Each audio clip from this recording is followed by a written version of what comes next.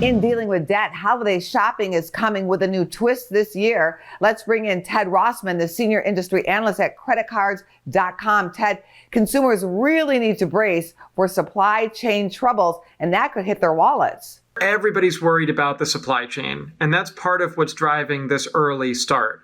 It won't entirely protect you from problems. We're already seeing shortages on various items ranging from video games to clothes and toys, but an early start can definitely help you. What are some tips, Ted? Chip cards have been really good at deterring in-person fraud, but that's just pushed a lot of the lower hanging fruit online because chip cards don't help you there.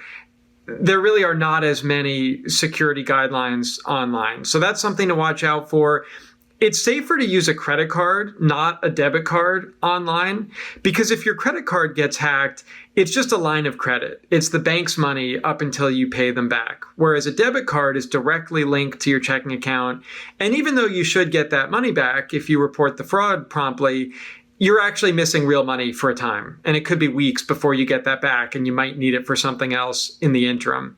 So credit is generally safer. If you want to take it one step further, you could actually sign up for a virtual credit card number. This is something that a few issuers offer. Apple Card, for example, makes this a standard feature. It's also something that you could sign up for if you have a Citi card or a Capital One card. The idea here is to isolate any potential fraud. So you get a new 16-digit card number that you can use to make purchases.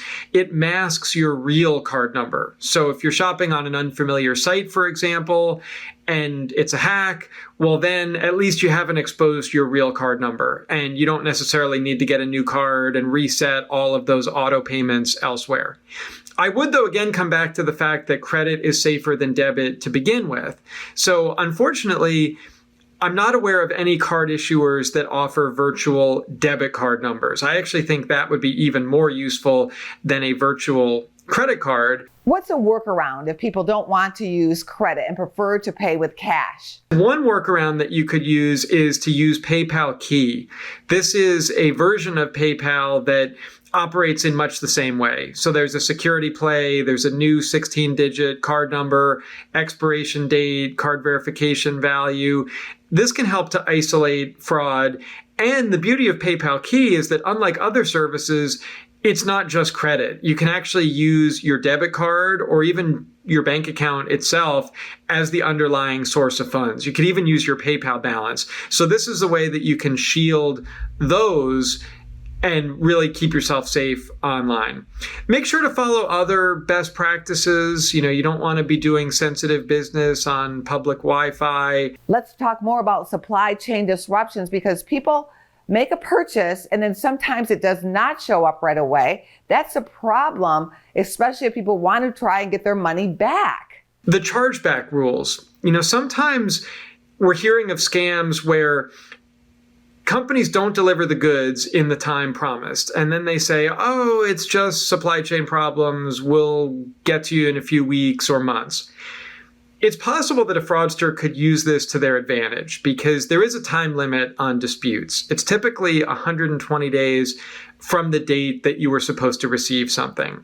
And this is where it's a bit of a gray area, because if that date keeps getting pushed out, in theory, I would think that the dispute window should get pushed out as well. It can't go more than 540 days from the transaction, but that's really a crazy length of time to wait for your holiday gifts. The point is, if you buy something early and it doesn't come, I still think you should be covered by this extended 120 days. Like if they keep moving the goalposts and saying, oh, now the new date is January or the new date is February or what have you.